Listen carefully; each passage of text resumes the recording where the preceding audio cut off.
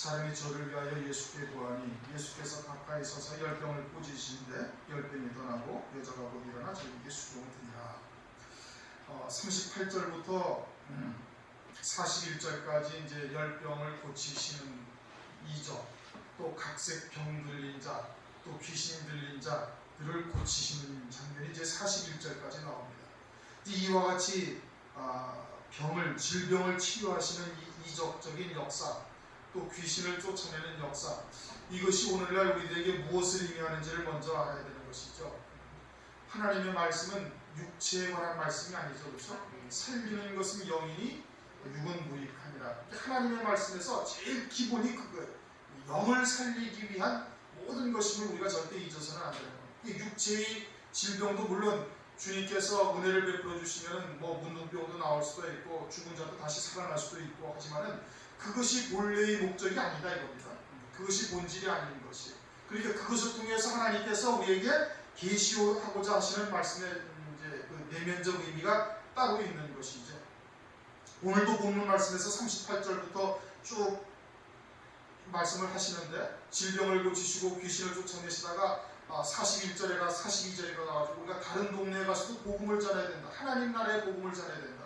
만약에 주님께서도 이 땅에서 질병을 고치시고 귀신을 쫓아내고 또는 오병이어의 이적을 베풀어서 배고픔을 해결하고 이것이 주님이 이 땅에 오신 참 목적이라면 여기에서 계속 계시면서 그러한 자들을 다 고치시고 또 다른 동네 가서도 그것을 또 다 고쳐야 되는 거예요.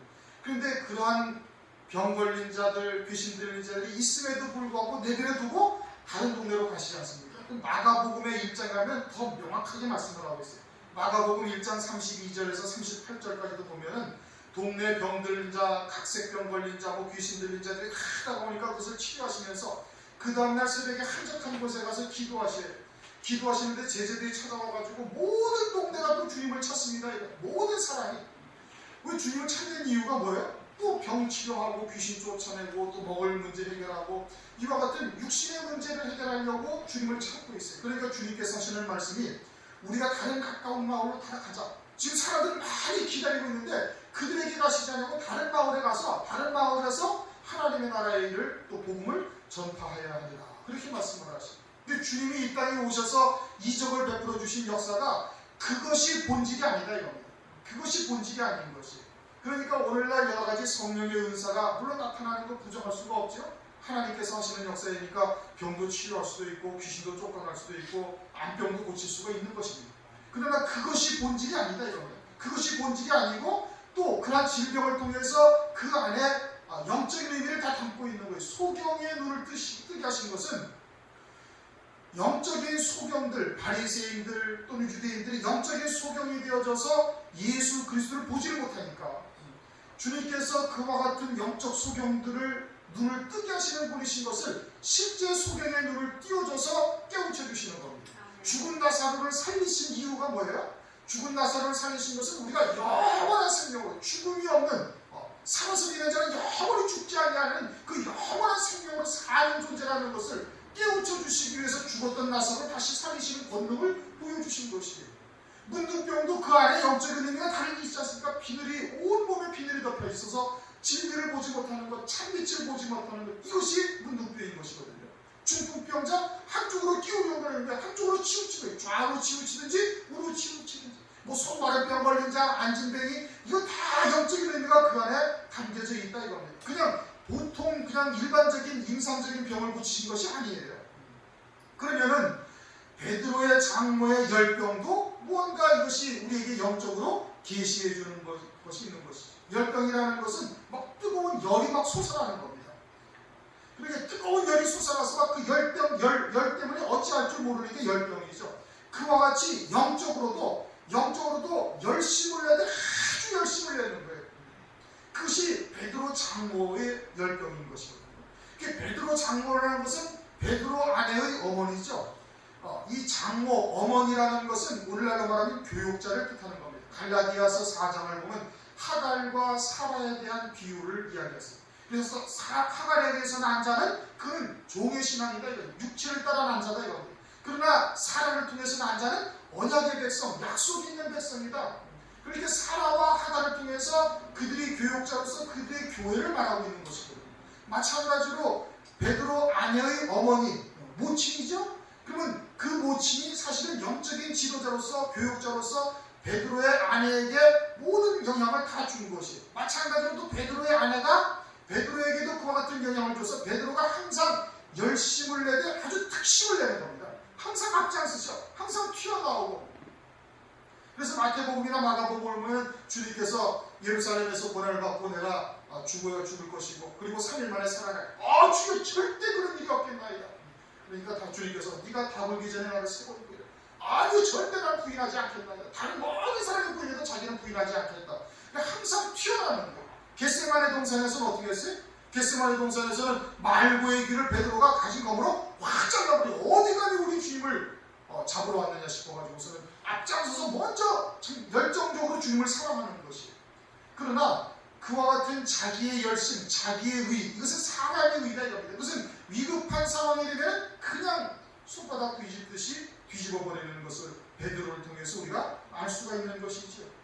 그 열병, 장모의 열병이라는 것은 곧 이와 같이 베드로에게까지도 영향을 주어서 베드로가 아주 주를 위해서 열심을 내는 특심적인 아주 특심을 내는 그와 같은 상황이 누구로부터 연유된 것인가 이것을 우리에게 설명하는 겁니다. 그러니까 베드로의 장모의 열병이 베드로의 아내에게로 그대로 교훈으로 내려왔고 그 교훈이 베드로에게도 임해서 베드로가 아주 앞장서서 열성적으로 주님을 사랑하는 그와 같은 모습들을 보여주고 있는데 그것은 사실은 사람의 의죠. 그것은 사람의 의다 이겁니다. 그래서 주님께서 예수께서 일어나 회당에서 나가사 시몬의 집에 들어가시니 시몬의 장모가 중한 열병에 붙들리지라 사람이 저를 위하여 예수께 구하니 예수께서 가까이 서서 열병을 꾸짖으신데 병이 떠나고 여자가 곧 일어나서 저희에게 수종을 들다. 사람의 의, 사람의 열심은 사라지고 이제 그 열병이 떠나갔으니까 하나님의 의, 성령의 열매 맺는 자로 바뀌어졌다 이제 이 뜻인 겁니다. 문제는 우리도 이와 같은 열병을 가질 수가 있는 것이에요. 우리도 이와 같은 내 열심으로 사람의 의로 주의 일을 할 수가 있는데 그런 것은 하나님 앞에 열병과 같은 것이고 그것은 예수 그리스도 이름으로 꾸짖어서 내쫓아야 될 것이고 그 다음에 하나님의 의로 성령으로 열매 맺는 삶을 살아야 할 것임을 우리에게 알려주시는 겁니다. 그것은 믿음과 행함의 차이를 먼저 분별할 수가 있어야 되죠. 믿음과 행함. 믿음으로 나타나는 행위와 행함으로 사는 것은 전혀 별개의 것입니다. 그렇죠? 바리새인들이 행함으로 따지면 얼마나 더 열심을 내고 얼마나 더 헌신적인 사람이에요. 그런데 주님은 그들을 독사의 새끼다, 마귀의 자식이다 그러면서 책망을 하고 회칠한 무덤이라 겉만 하얗게 칠해놓고 속에는 죽은 뼈와 그저 송장 썩는 냄새가 난다고 주님께서 책망을 하셨습니다. 그것은 하나님 앞에 아무런 열매가 되지 못하는 거예요. 아무리 주를 위해서 열심을 내고 주를 위해서 많은 것을 드렸다 하더라도 사람의 의, 자기의 의는 이것은 하나님 앞에 하나도 연락되지 않는 겁니다. 사람의 의와 믿음으로 나타난 행함이 어떻게 다른가? 사람의 의는 사람들에게 인정을 받으려고 그러는 것이고 사람들에게 인정을 받으려고 그러는 것이고 자기의 만족을 위해서 하나님의 이름으로 포장을 하는 겁니다. 하나님께 뭘 헌신하겠다 어쩌겠다 하지만 사실은 그 안에 전부 다 자기의 욕심이 다 깔려져 있는 것이거든요. 그와 같은 것은 나사렛 예수 그리스도 이름으로 내쫓아야 되는 것이에요. 믿음으로 나타나는 행위는 가장 우선이 예수 그리스도를 믿는다는 것은 예수와 함께 내가 죽었다라는 것을 믿는 것이에요. 자기의 정, 자기의 욕심, 나라는 존재는 예수 안에서 그 존재 자체가 사라져야 되는 것이고 그것이 완전한 그리스도인이 될 것이고 그렇게 되어지면 이제는 내 안에 그리스도께서 사신 것과 같은 삶이 되는 겁니다. 오직 하나님의 말씀을 믿는 믿음으로만 사는 존재가 되어지는 거예요. 그것은 드레핀 백합화처럼 하나님께만 연락되는 것으로 만족을 하는 겁니다. 사람이 인정을 하든 사람이 알아주든 그런 게 있지 않아요. 모든 사람이 다 부정을 해도 하나님 한 분만 인정하시면 그것으로 되는 것이거든요. 모든 사람이 다 인정을 해도 하나님께서 인정하지 아니하시는 그건 헛것이에요. 하늘나라에 올라가서 아무리 자기가 하나님을 한결내도 소용이 하나도 없는 겁니다. 그건 자기의 의, 자기 열심 혹은 자기 욕심으로 하나님의 이름을 빌어서 포장한 것밖에 되지 않는 것이에요. 그러므로 자기의 의와 하나님의 의, 이것을 철저하게 구분해서 자기의 의로 여러분 신앙생활하면 아무것도 아닌 겁니다. 열매가 하나도 없는 것이. 그러니까 그와 같은 것을 꾸짖어야 되는 거예요. 나사렛 예수 이름으로. 내 안에 그러한 자기의 욕심 또는 자기를 드러내고 싶어하는 것 또는 은근히 사람들에게 인정받고자 하는 속성들, 예수 그리스도의 이름을 부르지만 사실은 자기의 정과 욕심을 포장해 놓은 것들, 이런 것들이 남아있다면 그것을 예수 그리스도의 이름으로 쫓아내버려야 되는 겁니다. 장차 환난 날이 닥치게 되어졌을 때 사람의 의, 사람의 열심으로 사는 자는 절대 순교가 안 됩니다. 절대 할 수가 없어요. 왜요? 자기가 살아있으니까. 자기가 살아있으니 자기의 생명, 자기의 목숨으로 살고 있는데 그 목숨을 자기가 버릴 수가 없는 겁니다. 하나님의 말씀에 결박된 자, 자기는 예수 안에서 죽고 하나님의 말씀에 결박된 자만 그와 같이 순교의 제물로 쓰임받을 수가 있는 겁니다. 그럼 우리 24장로가 자기의 금융요관을 벗어서 보좌 앞에 던져드리죠. 계시록 4장 10절. 내가 한 것이 하나도 없다는 겁니다. 모두가 다 주님께서 이루신 역사인데 이 금융요관을 우리가 쓰기 합당치 아니하니까 다 벗어서 던져드리는 거예요. 요한계시록 14장 4절에 또 이렇게 말씀하십니다. 이 사람들은 여자로 더불어 더럽히지 아니하고 정절이 있는 자라 어린 양이 어디로 인도하든지 따라가는 자. 어린 양이 어디로 인도하든지 따라가는 자가 된다는 것은 순교의 제물이 되게 하는 말씀에 이끌림 받는 자가 이 뜻인 겁니다. 어린 양이라는 것은 일단 6월절 양으로 죽임당할 양을 말하는 거예요. 그 죽임당할 양, 순교의 제물이 되게 하는 하나님의 말씀에 딱 결박이 되어져서 어디든지 인도하는 대로 따라가는 자가 되어야 되는데 그렇게 되어지기 위해서는 어떻게 된다고요? 여자로 더럽히지 않아야 되는 겁니다. 다른 사상, 다른 교훈, 이런 바리새인이나 사두개인의 누룩이 섞인 떡에 물들지 않아야 되는 게 음행의 포도주를 먹지 아니한 순전한 정결한 처녀가 되어져야 어린 양이 어디로 인도하든지 따라가는 자가 딱 되어지는 겁니다. 그러므로 마지막 때는 이것을 철저하게 구분을 해서 자기의 의와 하나님의 의, 이것을 철저하게 분리할 수 있는 자가, 분별할 수 있는 자가 되어야 되는 것이고 그것을 분별할 수 있어야 자기의 의에서 떨어질 수가 있는 겁니다. 그것이 명확하게 분별이 되지 않으면 아직 내가 사람의 의로 예수 안에서 죽지 아니하고 나로서 살고 있다라고 봐도 전혀 무방한 겁니다. 그것이 분별이 돼서 예수의 이름으로 꾸짖어 쫓아내고 그리고 온전한 하나님의 의로 사시는 하나님의 백성들이 되시길 바랍니다. 40절, 41절 우리 함께 읽어보겠습니다. 해질적에 각색 병으로 앓는 자 있는 사람들이 다 병인을 데리고 나오며 예수께서 일일이 그 위에 손을 얹어서 고치시니 여러 사람들에게서 귀신들이 나가며 소리질러 가는데 당신은 하나님의 아들입니다. 예수께서 꾸짖으사 저희의 마음을 허락지 아니하시니 이는 자기를 그리스도인 줄 알미러라.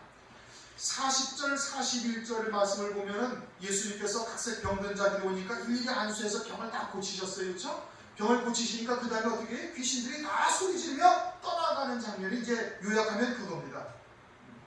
요약하면 그거죠. 마가복음을 한번 보시겠습니다. 마태복음 8장을 보세요. 마태복음 8장 16절. 똑같은 장면을 마태복음에서는 다르게 말씀하고 있습니다. 마태복음 8장 16절. 14절부터 보니까 베드로 장로의 열병도 나오죠. 14절, 마태복음 8장 14절, 예수께서 베드로의 집에 들어가서 그의 장로가 열병을 알아놓은 것을 보시고 그의 손을 만지신 열병이 떠나가고 여인이 일어나서 예수께 수종들더라.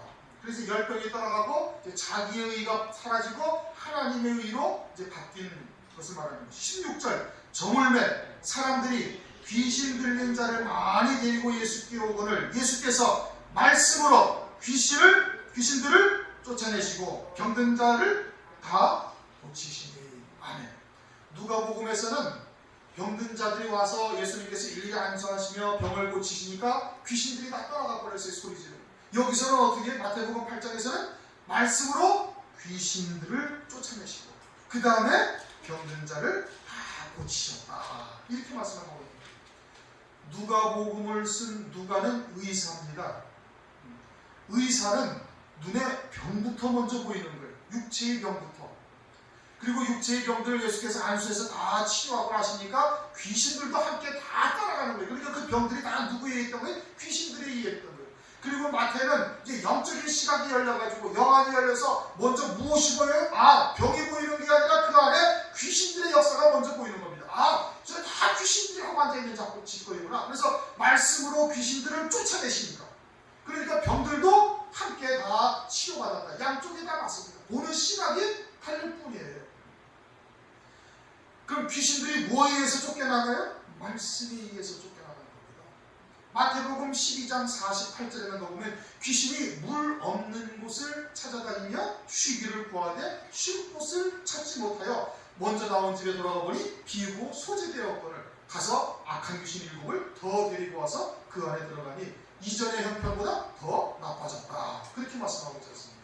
이 귀신은 물 없는 곳에 가니까 진리가 들어오면 귀신은 떠나가게 되어지는 거예요. 그럼 귀신으로 인해서 나타난 여러 가지 질병들도 함께 아울러 떠나가게 되어지는 것을 말씀을 하고 있는 것이다. 그 귀신들은 무엇을 타고 들어오죠?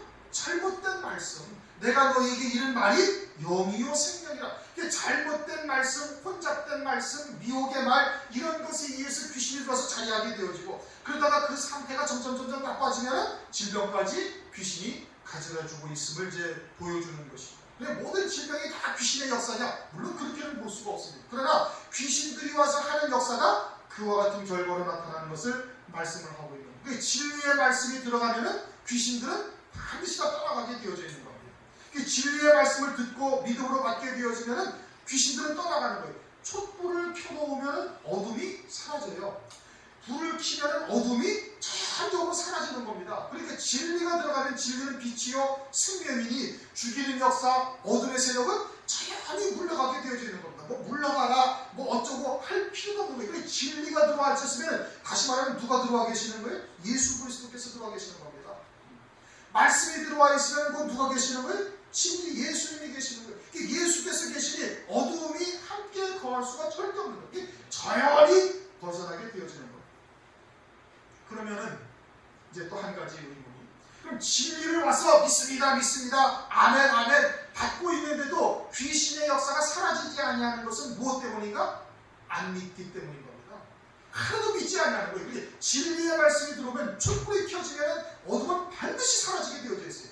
진리를 믿으면 어둠의 역사, 귀신의 역사는 반드시 떠나가게 되어져 있는 겁니다.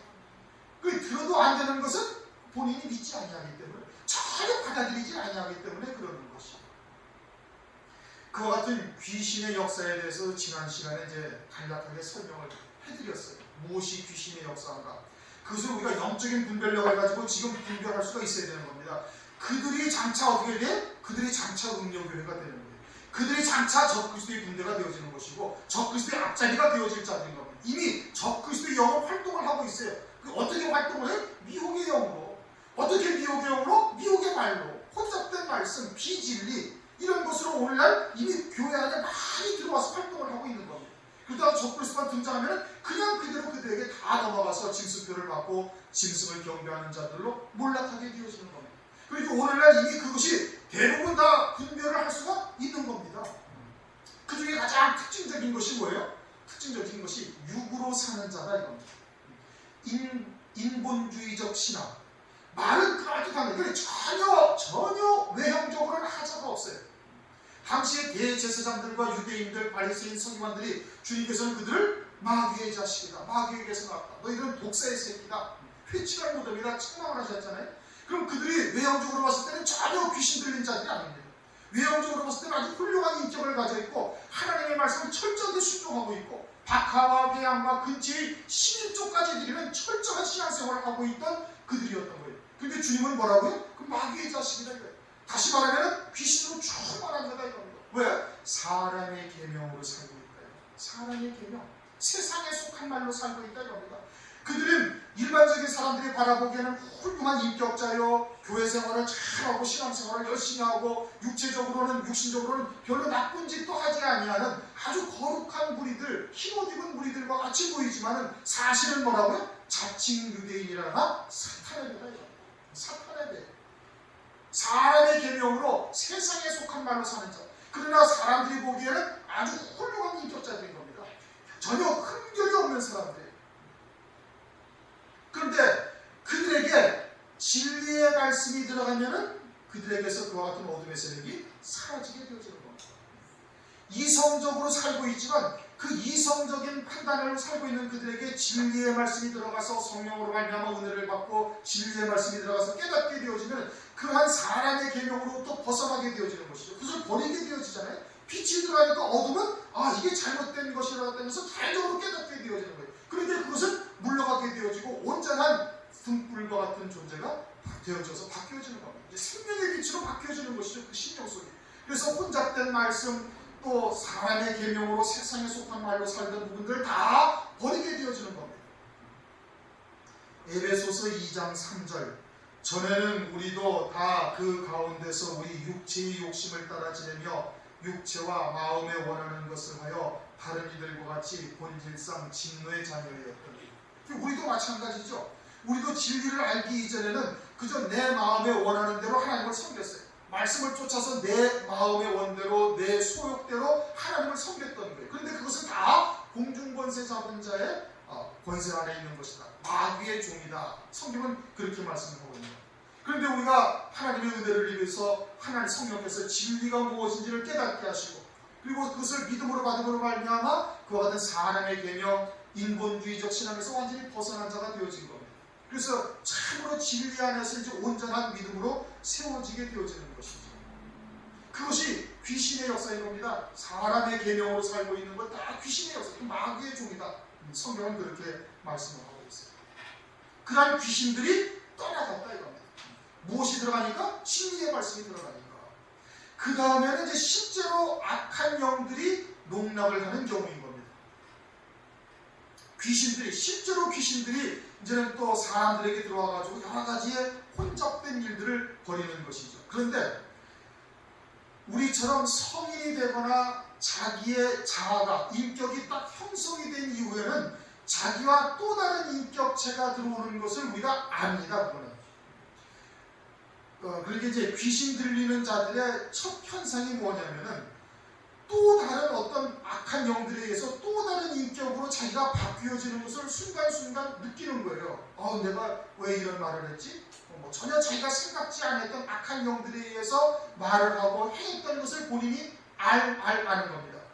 만약에 그러한 경우에는 하나님의 진리의 말씀을 들어서 거듭난 존재가 되어지고 그 거듭난 존재로서 하나님이 나를 향하신 뜻을 확실히 깨닫고 있으면은 그 귀신은 얼마든지 그냥 예수 이름으로 한마디로 딱 쫓아낼 수가 있는 거예요. 왜요? 자기의 참 자아가 무엇인지를 알고 있으니까. 그리고 그것을 넘겨뜨리고 죽이려 하는 악한 영들의 역사가 무엇인지 확연하게 분별이 되니까 그냥 예수의 이름으로 한마디로 딱 쫓아내는 거예요. 우리는 자녀가 되는 아들이 되는 권세를 예수 안에서 이미 받은 존재예요.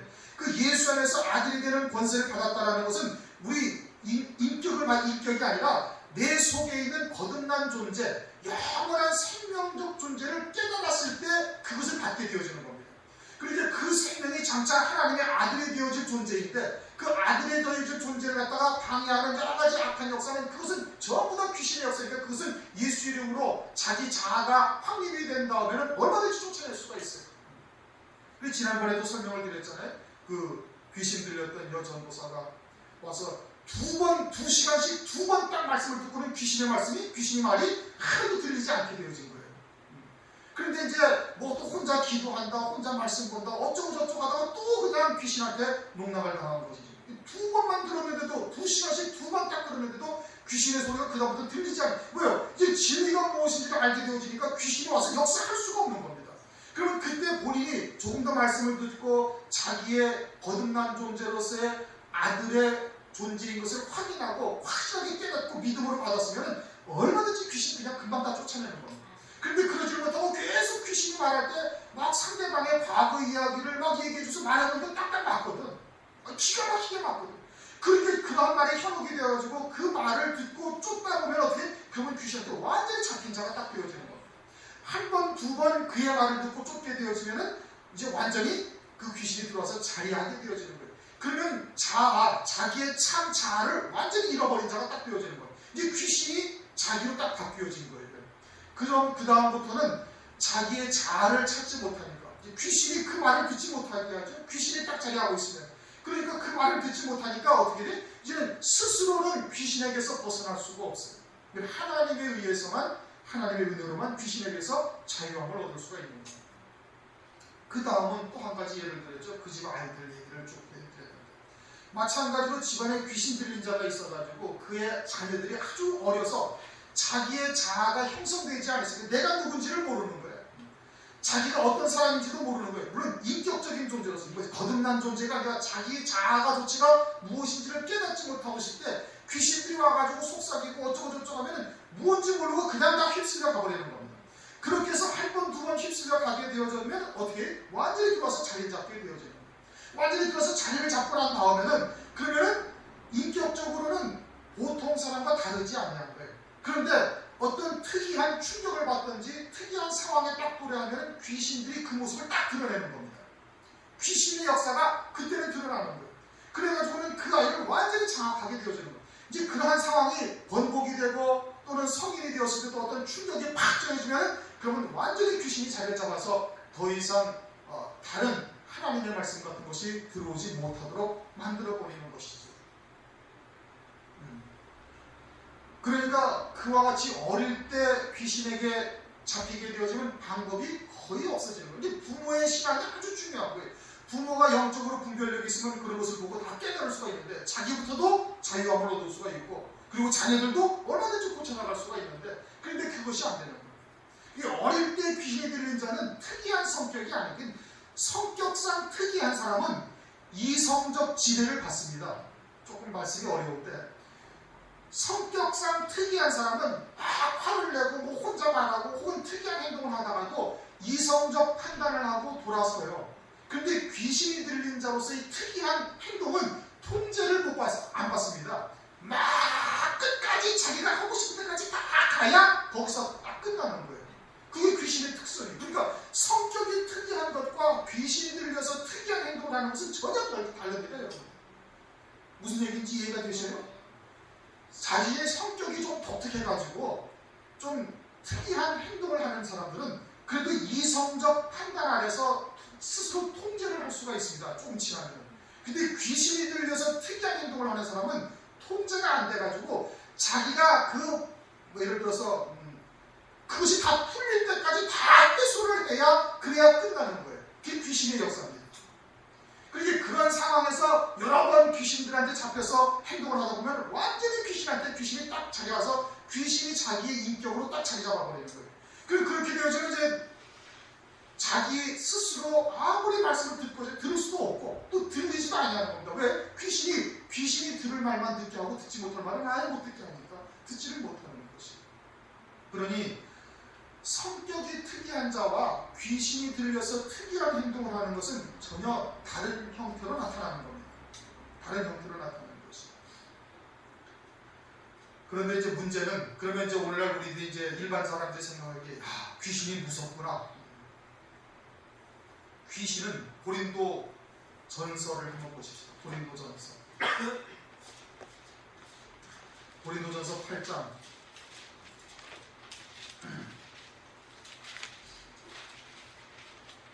고린도전서 8장 5절.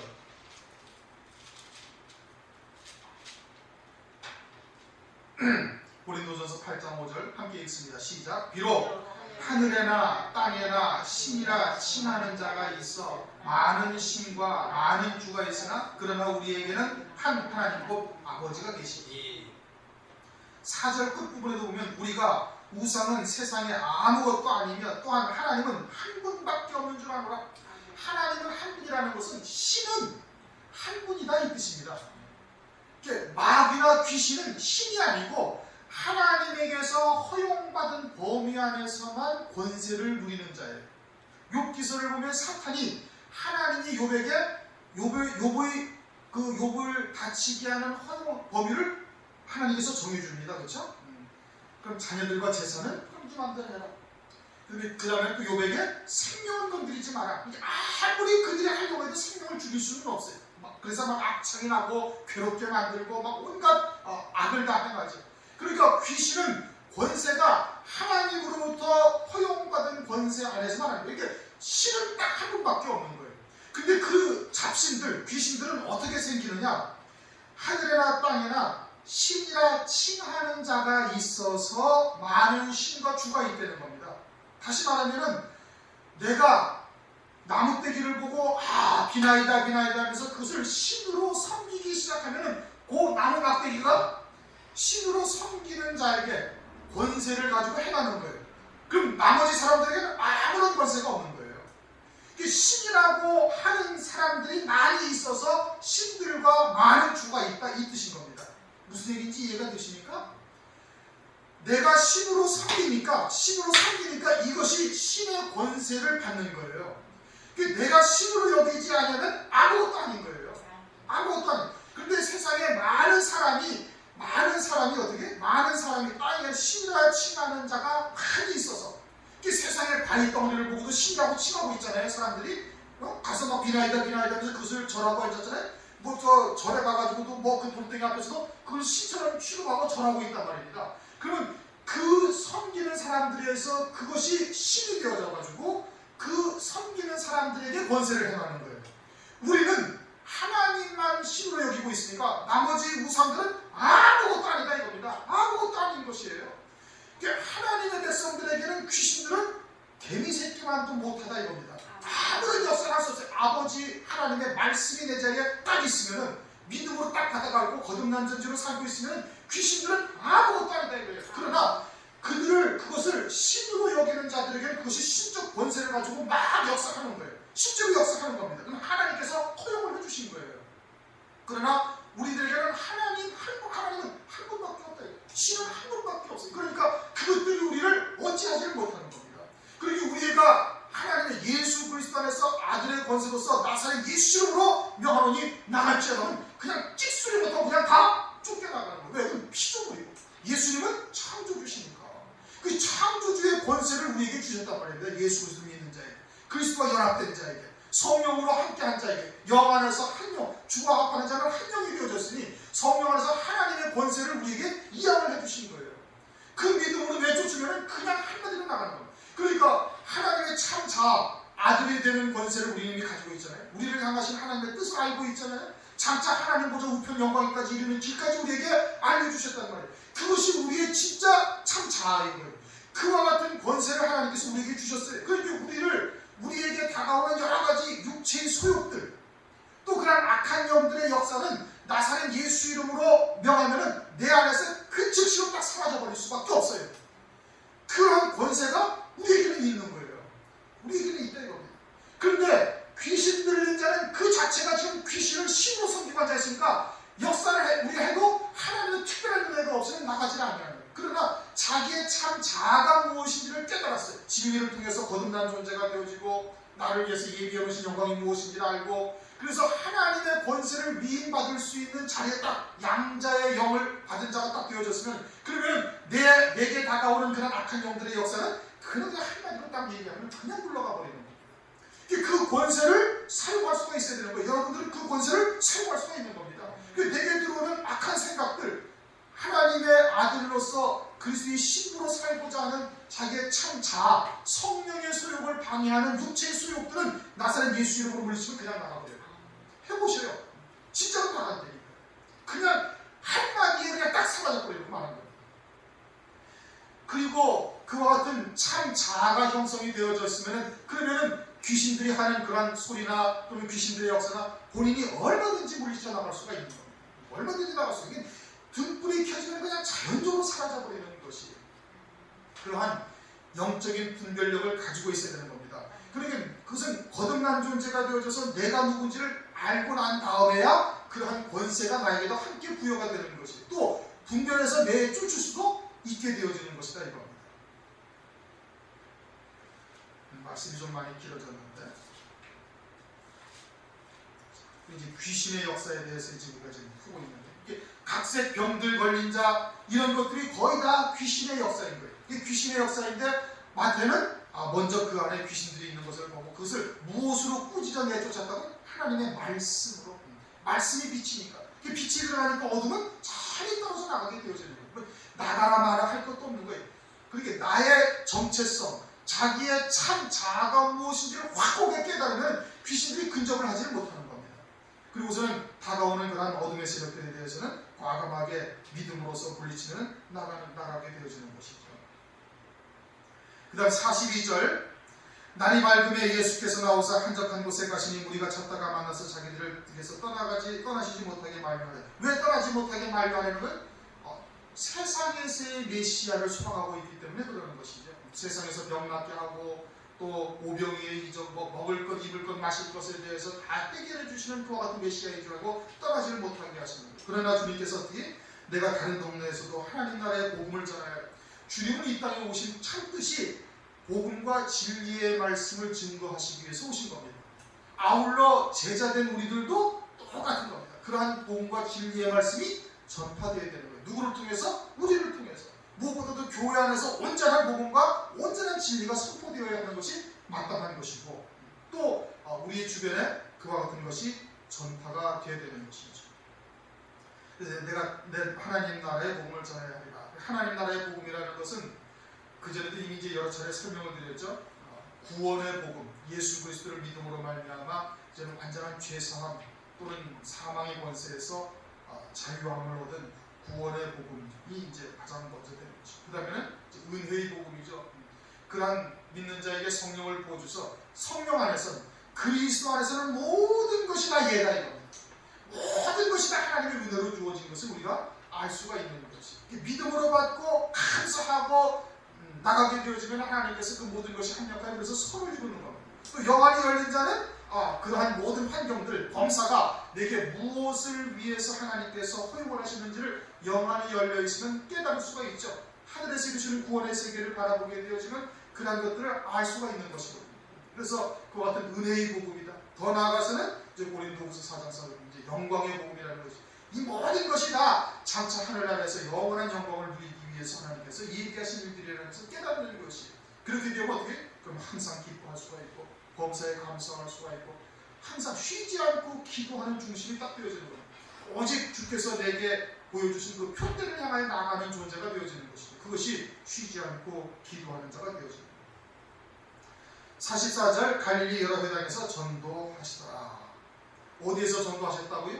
회당에서 진리의 말씀을 증거하셨음을 말씀을 하고 있는 거예요. 오늘날 우리들도 그와 같이 진리의 말씀이 전파되어야 되는 겁니다. 그런데 그런 복음과 진리가 왜곡되어져서 오늘날 하나님 나라의 복음이에요. 그렇죠? 하나님 나라의 복음. 세상에서의 복음이 아니라 하나님 나라에서의 복음이라고 해요. 그런데 오늘날 이러한 하나님 나라의 복음이 세상 나라에서의 복음으로 바뀌었잖아요. 예수 믿고 복받고 예수 믿고 병나고 예수 믿고 출세하고 예수 믿고 형통하고 이런 것으로 세상 나라의 복음으로 바뀌어버렸어요. 세상 나라의 복음이 아니라 하나님 나라의 복음인 겁니다. 영원한 영광을 위해서 우리로 하여금 거듭난 존재가 되게 하고 세상의 모든 범사가 하나님의 은혜로 베풀어 주신 것을 깨닫게 하고 그리고 최고의 영광의 보좌가 어딘지를 알게 하는 이와 같은 영원한 영광의 나라에 대한 복음을 말씀하고 있는 것이 하나님 나라의 복음이 전파되어야 되는 겁니다. 예수 믿고 세상에서 복받고 예수 믿고 세상에서 잘되고 이러한 세상 나라의 복음이 아닙니다. 그런데 이와 같은 하나님의 말씀이 오늘날 변질이 되어져 있는 것이죠. 그러니까 주님께서 당시에도 사람의 계명으로 살고 있는 유대인들에게 전파하셨다요. 전도하셨다요. 오늘날도 우리가 마지막 때는 그런 세상 나라의 복음으로 잘못 알고 있는 사람들에게 진리의 말씀을 증거해서 마지막 때 하나님 나라가 더욱더 세워져 갈 수 있도록 하실 수 있는 저와 여러분이 되시기를 주님의 이름으로